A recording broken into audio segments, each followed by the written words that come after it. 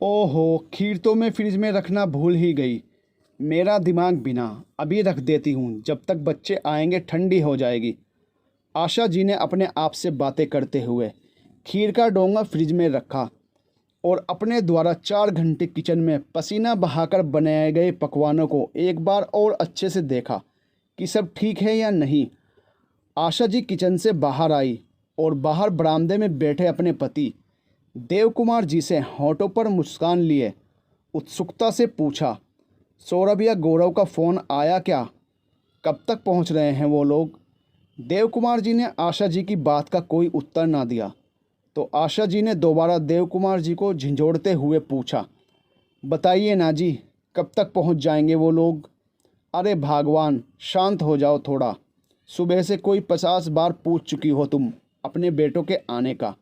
आ जाएंगे वो लोग, आ जाएंगे। देव कुमार जी ने कुछ उकताते हुए उत्तर दिया। आशा जी ने फिर से कहा, आप पिता हैं ना, आप क्या जाने एक माँ के दिल की तड़प क्या होती है। मेरे बेटे पूरे 7 महीने बाद मुझसे मिलने आ रहे हैं, खुश कैसे ना हूँ। हाँ मेरी प्यारी पत्नी, आज का दिन तो तुम्हारे लिए दिवाली से कम नहीं। देव कुमार जी ने आशा जी का गाल खींचकर मजाकिया अंदाज में कहा, फिर बोले, सौरभ का अभी कुछ देर पहले ही फ़ोन आया था। तब उन लोगों ने लैंड किया था। मानो अभी एयरपोर्ट से घर तक आने में 1.5 घंटा तो लग ही जाएगा। 1.5 घंटे बाद तुम्हारे बेटे, बहुएं, पोता पोती सब तुम्हारे पास होंगे।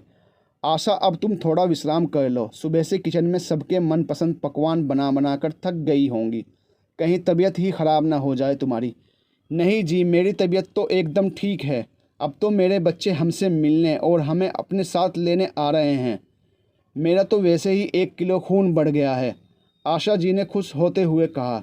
आशा जी और देव कुमार जी की शादी को अब 40 साल होने को आए थे। जब आशा जी का विवाह देव कुमार जी से हुआ तब आशा जी सिर्फ 18 साल की थी और देव कुमार जी 28 साल के थे।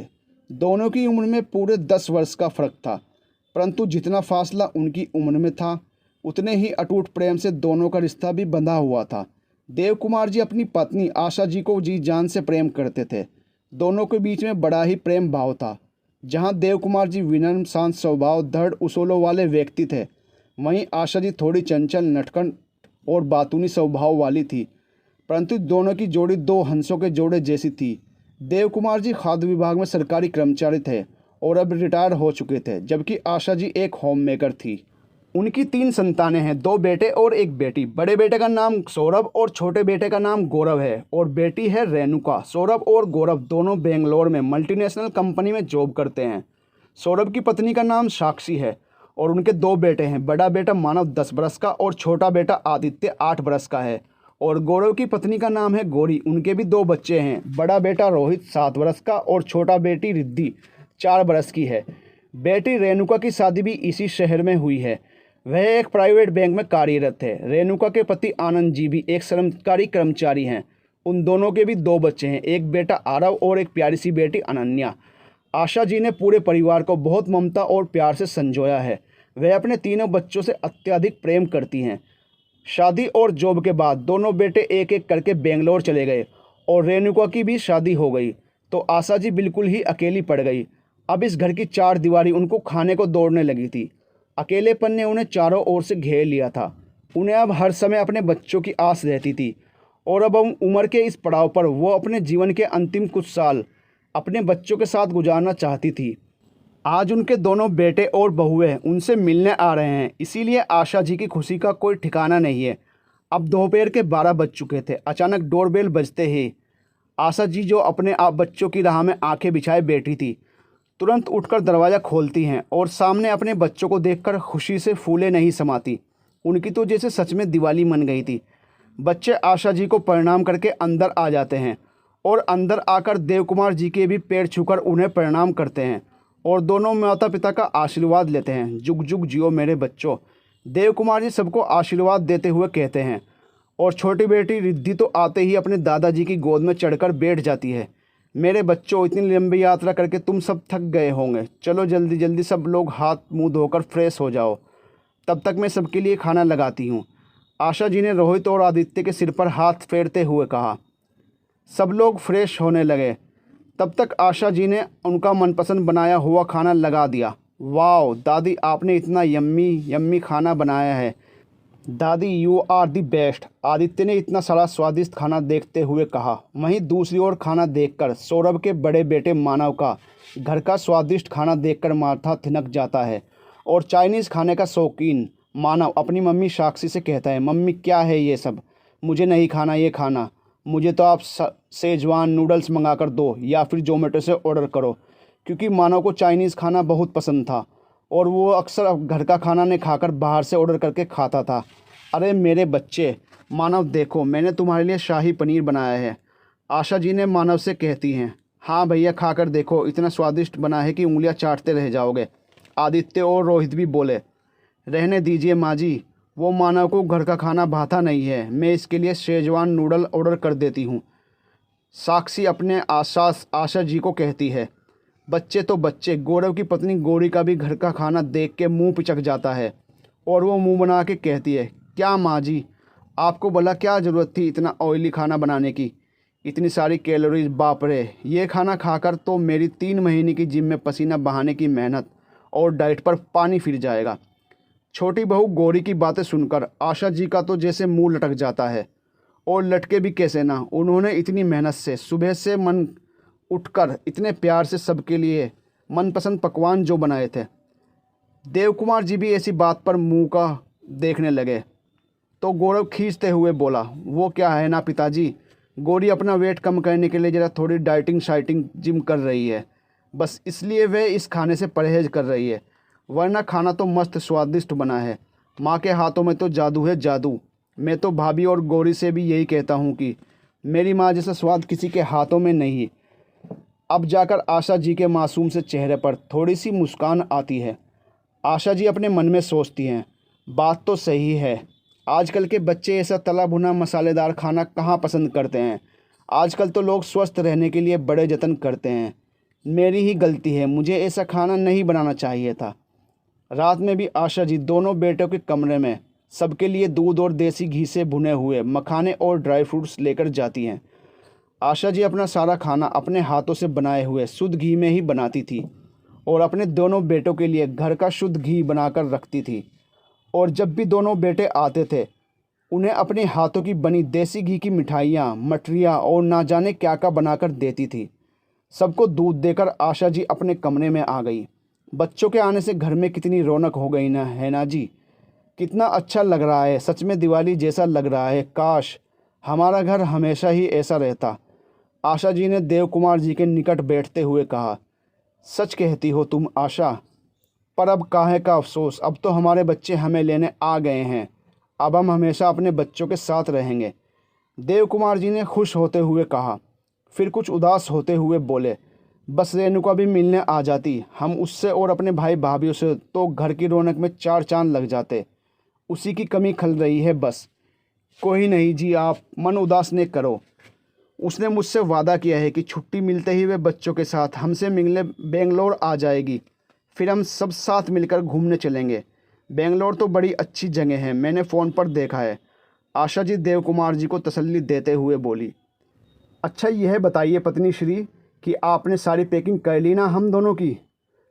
सारा सामान ध्यान से रख लेना, मेरी शुगर की दवाई वगैरह सब कुछ, देव कुमार जी ने अपनी पत्नी आशा जी से पूछा। हाँ जी, आप चिंता नहीं करो, मैंने सब ध्यान से रख लिया है, कुछ सामान बाकी है वो कल सुबह में रख लूँगी, ट्रेन तो शाम में है ना, बस मुझे कल याद दिला दीजिएगा। देसी घी का डब्बा और सारी मिठाइयाँ मैंने अभी फ्रिज में रख दी हैं, जाते समय कहीं मैं भूल न जाऊँ। हम दोनों को कुल मिलाकर 4 बैग्स हो गए हैं जी, कुछ ज़्यादा तो नहीं है? आशा जी ने कुछ सोचते हुए पूछा। अरे नहीं नहीं भाई, अब हम वहाँ पर परमानेंट रहने के लिए जा रहे हैं तो सब ज़रूरत का सामान तो लेकर ही जाएंगे, कपड़े, अपनी दवाइयाँ वगैरह, देव कुमार जी ने पत्नी की बात का उत्तर देते हुए कहा। फिर बोले, अच्छा क्या तुमने मेरा दूर और पास दोनों का चश्मा रख लिया? हाँ जी रख लिया है, सब रख लिया है ध्यान से, आशा जी ने कहा। फिर कुछ चहकते हुए बोली, मैं तो सब पड़ोसियों से भी मिल आई हूँ, क्या पता फिर हम कब वापस आएंगे भी या नहीं। बल्कि वो नीना मिश्रा जी तो बोल रही थी कि वहाँ जाकर एक बार हमें भी बुलाना, बड़ी अच्छी जगह है। आशा जी की बात सुनकर देव कुमार जी थोड़ा हंसने लगे। फिर कहते हैं भाग्यवान, अब सो जाते हैं, सुबह जल्दी उठना है और बची हुई पैकिंग भी करनी है। सुबह आशा जी आरती करके सबके लिए गर्मा गर्म नाश्ता बनाती हैं और खुशी खुशी अपनी बाकी की पैकिंग करती हैं। आशा जी और देव कुमार जी दोनों बहुत खुश थे। आशा जी को लगा कि शाम 4 बजे की ट्रेन है, दोपहर के खाने में कुछ हल्का फुल्का बना लेती हूँ और साथ में रास्ते के लिए आलू की सब्ज़ी और पराठे भी बना लूँगी, बच्चों को अच्छा लगेगा। बस खाने का पूछने ही आशा जी सबसे पहले अपने छोटे बेटे के कमरे में गई, परंतु छोटे बेटे के गौरव और बहू गौरी की बातें सुनकर उनके पांव दरवाजे तक ही रुक गए। अरे भाग्यवान, मैं जानता हूँ तुम्हें यहाँ आना बिल्कुल पसंद नहीं, लेकिन भैया को मुझे जो अपने पुराने ऑफिस में डॉक्यूमेंट लेने थे, वे महत्वपूर्ण डॉक्यूमेंट्स हैं, उसके लिए हमारा आना ज़रूरी था, वरना मेरा कौन सा बड़ा लाड टपक रहा था जो मैं यहाँ आता। वो तो बस सोचा कि बच्चों की छुट्टियाँ हैं तो तुम लोग भी, बच्चे भी साथ में चले।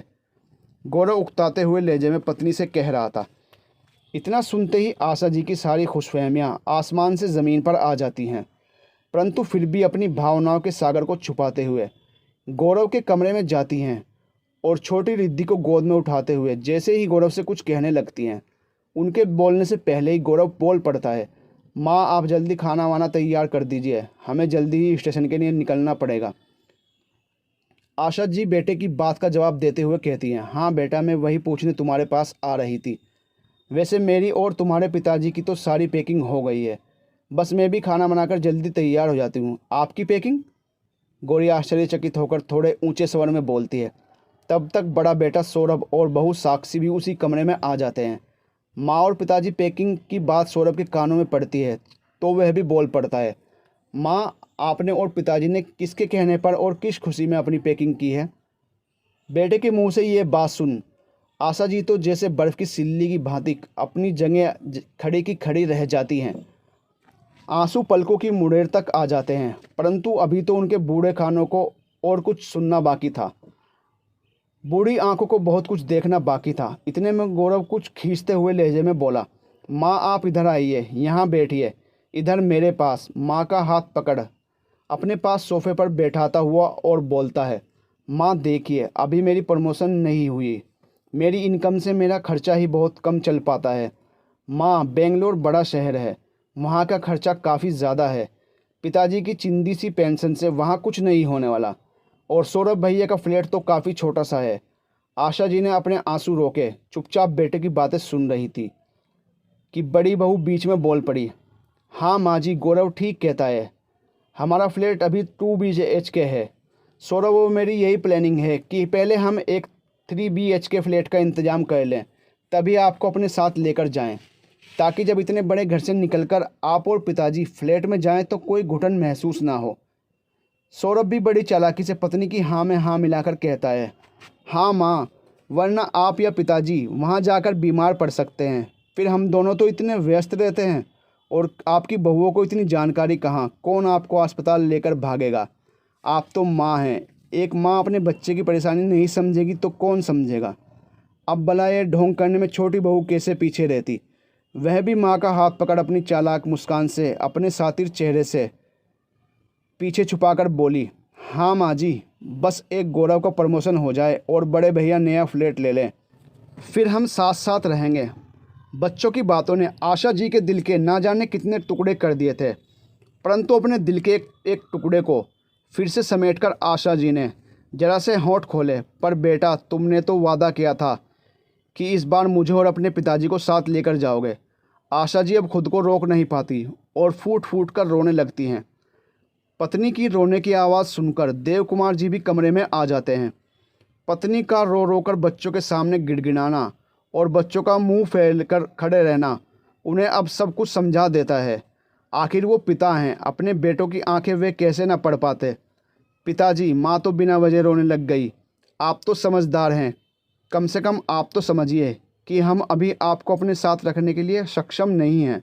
हम धीरे धीरे प्लानिंग कर तो रहे हैं ना, आप दोनों को तब तक यहाँ रहने में क्या दिक्कत है? सौरभ ने पिताजी की तरफ देखते हुए कहा। देव कुमार जी पत्नी को चुप कराते हैं और बोलते हैं, बेटा, दिक्कत तो हमें यहाँ भी कुछ नहीं है, परंतु तुम्हारी माँ का तुम्हारे बिना मन नहीं लगता। गौरव बड़े अपमानजनक लहजे में पिताजी की बात का जवाब देते हुए कहता है, तो पिताजी, बड़े शहर की चकाचौंध में मन लगाना ही क्यों है? यह उम्र तो भगवान में मन लगाने की है। देव कुमार जी बेटे की बात सुन चुप रह जाते हैं, क्योंकि उन्हें अब तक समझ आ चुका था कि हमने अपनी संतान से गलत उम्मीद लगा ली है। परंतु आशा जी बेटों के सामने रोते गिड़गिड़ाते हुए बोली, बेटा, मुझे ये घर तुम लोगों के बिना खाने को दौड़ता है। मुझसे अकेलेपन की पीड़ा अब बर्दाश्त नहीं होती। भगवान के लिए हमें अपने साथ ले जाओ, हमें अकेला मत छोड़ो। हमें कुछ नहीं चाहिए बेटा। तुम्हारे पिताजी किचन में गद्दा डालकर और मैं भी कहीं गद्दा डालकर सो जाऊंगी। तुम बस हमें अपने साथ ले चलो। आशा जी रोए जा रही थी, बच्चों के सामने गिड़गिड़ाए जा रही थी, पर वो लोग कहाँ टस से मस होने वाले थे। देव कुमार जी ने भी उनके बड़े हाथ पैर जोड़े, परंतु दोनों बेटे और बहुएं माँ बाप को रोता गिड़गिड़ाता छोड़कर अपना सामान उठाकर चलते बने। अब हुआ वही जिसका देव कुमार जी को डर था। बेटों के जाने के बाद आशा जी बिल्कुल टूट चुकी थी। उनके चेहरे की मुस्कान और चंचलता न जाने कहाँ गायब हो गई थी। यहाँ तक कि उन्होंने खाना पीना तक छोड़ दिया था। देव कुमार जी ज़बरदस्ती उन्हें थोड़ा बहुत खाना खिला पाते थे। बस रात दिन अपने बेटों की तस्वीर हाथ में लिए बैठी रहती, ना किसी से बात करती, ना ही देव कुमार जी के साथ कहीं बाहर जाने के लिए राजी होती। आस पड़ोस में जाना तो बहुत दूर की बात है। उन्होंने तो अपने घर में अपने कमरे से बाहर निकलना तक छोड़ दिया था। अब धीरे धीरे उनकी तबीयत बिगड़ने लगी। देव कुमार जी ने डॉक्टर को बुलवाकर चेकअप भी करवाए, परंतु सारे टेस्ट नॉर्मल थे। शरीर के घाव तो भर जाते हैं, पर जो घाव दिल पर लगे हों, और घाव भी जब अपनी सगी संतान ने दिए हों, ऐसे घाव को नापने के लिए मेडिकल साइंस में कोई टेस्ट नहीं है। डॉक्टर को क्या पता कि अपने बच्चों के अपमानित किए जाने से जो चोट दिल पर लगती है, उससे बड़ी बीमारी कोई नहीं है। देव कुमार जी अपनी पत्नी को बहुत समझाते, आस पड़ोस में जाकर बैठने के लिए कहते, बाहर जाकर पार्क में वॉक या योग करने के लिए कहते, परंतु आशा जी की जीने की सारी उम्मीदें तो उनके बेटे अपने साथ ले गए थे। देव कुमार जी ने अपनी पत्नी की बिगड़ती हालत देखकर और ये सोचकर कि बेटी से मिलेगी तो अच्छा महसूस करेगी, बेटी रेणुका को फ़ोन लगाया और कहा, बेटी रेणुका, तुम्हारे भाई जब से तुम्हारी माँ को छोड़कर गए हैं तब से उनकी तबीयत ठीक नहीं है। अगर तुम मिलने आ जाओगी तो हो सकता है उसके दिल को कुछ करार आ जाए। पिताजी, अभी तो मैं बहुत व्यस्त हूँ काम में, ऊपर से बच्चों के इम्तिहान सिर पर हैं, उस पर बैंक से आकर घर का सारा काम भी मुझे ही संभालना पड़ता है। आपके लाडले दामाद तो बैठे बैठे बस खाने का ऑर्डर लगा देते हैं। देखती हूँ समय मिलते ही आपके यहाँ चक्कर लगा जाऊँगी। आप लोग अपना ख्याल रखिएगा। कहकर रेणुका ने भी फ़ोन रख दिया। रेणुका के फ़ोन रखने के साथ ही देव कुमार की आखिरी उम्मीद की किरण भी अब खो चुकी थी।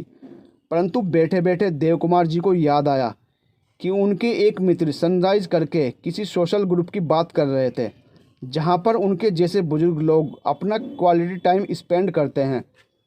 देव कुमार जी अपने मित्र से पूछकर इस सोशल ग्रुप का फॉर्म आशा जी के लिए यह सोचकर ले आए कि बाहर जाएगी, लोगों से बातचीत करेगी तो मन बहल जाएगा और तबीयत में भी सुधार होगा। परंतु आशा जी ने वह ग्रुप ज्वाइन करने से साफ मना कर दिया।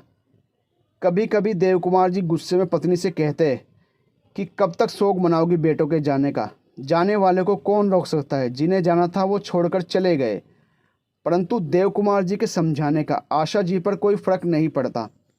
उन्होंने तो जैसे बेटों की याद से न निकलने की कसम खा ली थी। ऐसे ही एक दिन आशा जी अपने कमरे की खिड़की पर बैठी अपने बेटों की याद में गुम थी कि अचानक उनकी नज़र नीचे गली में चादरें बेचती हुई एक बुजुर्ग महिला पर पड़ी। हाथों में चादरों का एक बड़ा सा बैग और चेहरे पर बहुत सारी झुर्रियों के साथ एक बड़ी सी मुस्कान लिए वे चादरें बेचने में मगन थी। बड़ी खुश नज़र आ रही थी। आशा जी ने उसको देखा तो बड़ी हैरानी हुई। इस उम्र में उसकी खुशी का राज जानने के लिए उसको आवाज़ लगाई, अरे बहन, ओ चादर वाली बहन, हाँ इधर ऊपर ऊपर देखो, कैसी हैं चादरें? आशा जी ने खिड़की से आवाज़ लगाकर पूछा। बहन, सिंगल बेड 250 रुपये और डबल बेड 400 रुपये, चादर बेचने वाली बूढ़ी औरत ने उत्तर दिया। अच्छा, मैं नीचे नहीं आ सकती बहन, घुटने में बड़ा दर्द है। क्या तुम ऊपर आकर मुझे 2-4 चादरों के डिज़ाइन दिखा सकती हो? आशा जी ने उससे पूछा।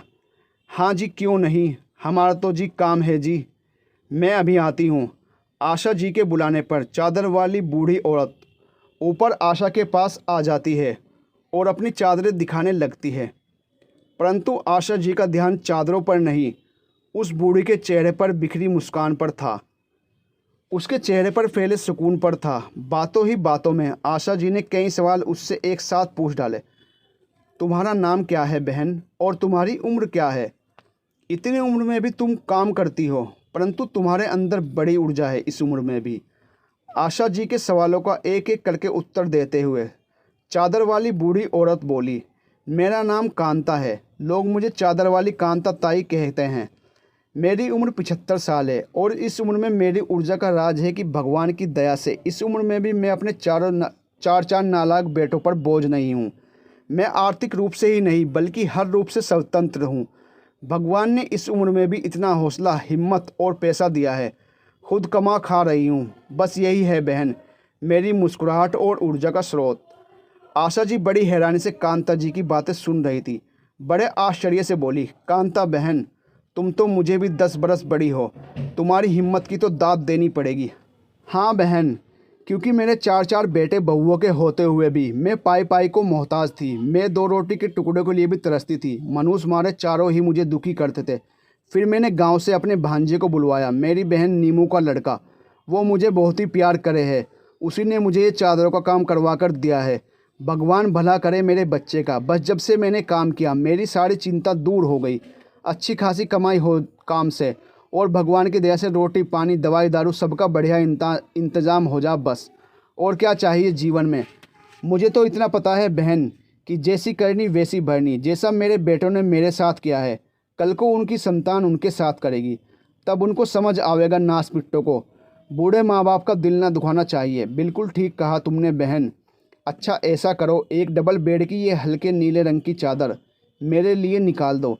आशा जी ने नीले रंग की आसमानी चादर पर हाथ रखकर कहा। कांता जी के जाने के बाद आशा जी ने नहाकर नई साड़ी पहनी, जो देव कुमार जी बड़े ही प्यार से उनके लिए लाए थे। अपने कमरे में नई चादर बिछाई और खुद भी अच्छे से तैयार होकर देव कुमार जी के आने की प्रतीक्षा करने लगी। कांता जी की बातें आशा जी को वो सीख दे गई थी जो उन्हें अपने खुद के अनुभव में भी नहीं दी थी। उनके भीतर एक नई ऊर्जा का संचार हो चुका था, क्योंकि जीवन का कड़वा सत्य जिसे वे अब तक पचा नहीं पा रही थी, अब इस सत्य को उन्होंने स्वीकार कर लिया था। जैसे ही देव कुमार जी घर आए और इतने टाइम बाद आशा जी को ऐसा देखा तो उनकी खुशी का ठिकाना नहीं रहा। आशा, ये मैं आज क्या देख रहा हूँ? देव कुमार जी ने हैरानी से पूछा। बस जी, आप ही कहते ना कब तक शोक मनाओगी, तो बस मना लिया जितना शोक मनाना था बेटे बहुओं का।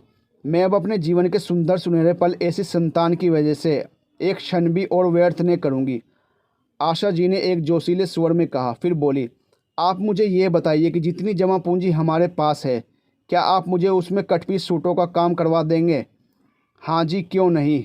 कुछ नया करने की कोई उम्र कोई सीमा नहीं होती। मैं तो कब से तुम्हें समझाता हूँ। तुम चिंता न करो, मैं कल ही बैंक से पैसे निकलवा कर लाता हूँ और तुम्हारे बिजनेस का इंतजाम करता हूँ। देव कुमार जी ने आशा का माथा चूमते हुए कहा। हफ्ते भर में ही आशा जी ने अपनी विश्राम कक्ष में अपना कटपीस का काम शुरू कर दिया। अब आशा जी दिन भर ग्राहकों से घिरी रहती। उनका दिन कब शुरू होता और कब ख़त्म उन्हें पता ही ना चलता। प्रतिदिन नए नए ग्राहक से उनका नया अनुभव होता। हर ग्राहक उन्हें एक नई सीख देता। कई ग्राहकों से तो उनका इतना अच्छा तालमेल बन गया था कि वो अपने हर सुख दुख उनसे बात करती थी। अब उनका मन का जो कोना संतान द्वारा दी हुई पीड़ा से भरा था, अब वो कोना संतुष्टि से भर चुका था। भगवान का दिया उनके पास सब कुछ था।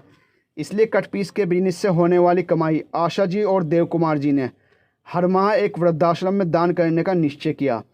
उधर ना ही गौरव को अब तक प्रमोशन मिला और ना ही सौरभ ने नया फ्लैट खरीदा पाया।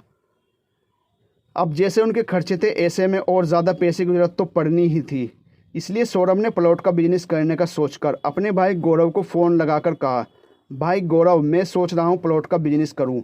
बड़ा अच्छा खासा लाभ हो जाता है यार। हम अभी तक 9 से 5 की जॉब में घिस रहे हैं और लोग बिजनेस करके कहाँ से कहाँ पहुँच गए हैं। बोल, तू करेगा पार्टनरशिप मेरे साथ? हाँ भैया, ये तो बड़ी अच्छा आइडिया है, क्यों नहीं करूँगा पार्टनरशिप। गौरव ने एकदम हामी भर दी। फिर बोला, लेकिन भैया इसके लिए तो हमें अच्छी खासी रकम चाहिए होगी ना, कहाँ से लाएंगे हम पैसे?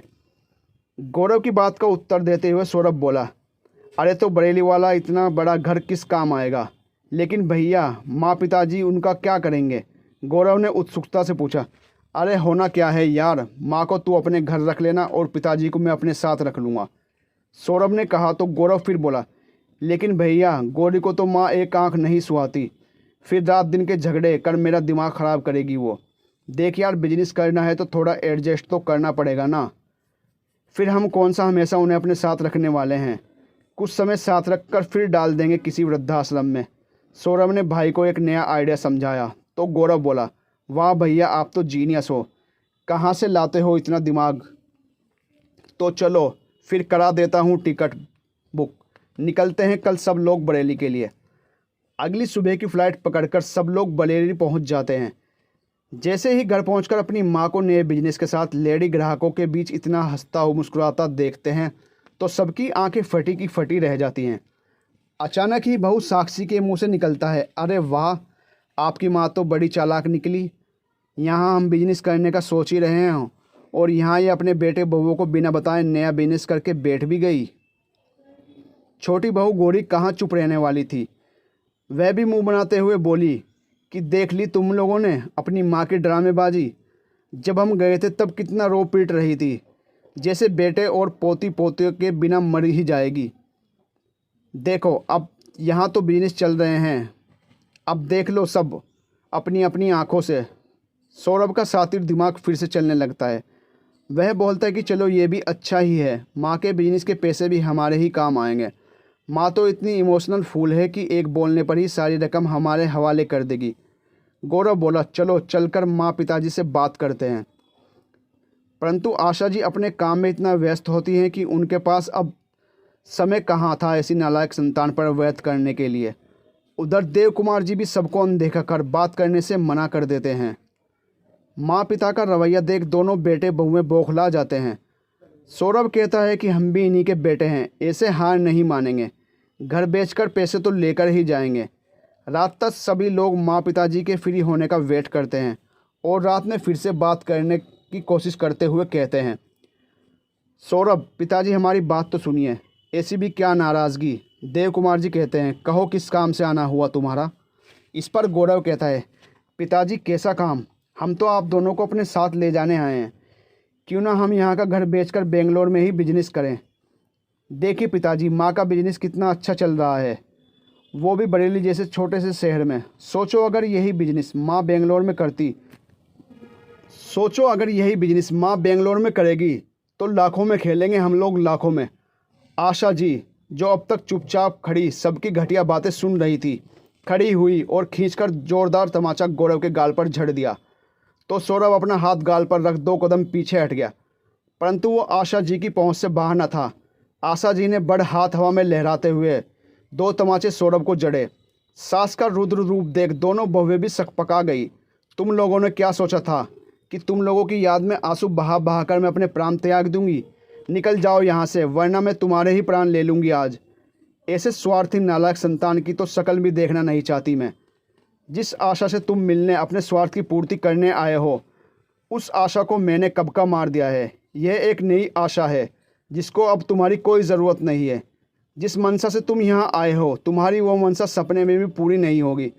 यह घर मैंने और मेरे पति ने कड़ी मेहनत से बनाया है, इस पर तुम्हारा कोई अधिकार नहीं है। ना ही तो मैं यह घर बेचूंगी, ना ही तुम्हें एक फूटी कौड़ी मिलेगी। अपना सारा सामान उठाओ और निकल जाओ यहाँ से।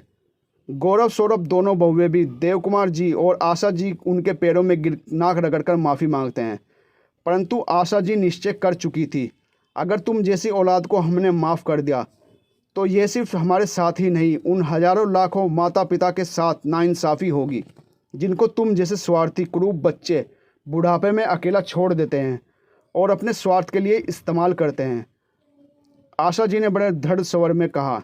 सभी लोग अपना सा मुँह लिए चलते बने और अब आशा जी और देव कुमार जी अपने छोटे से बिजनेस के साथ अपना जीवन खुशी खुशी जीने लगे।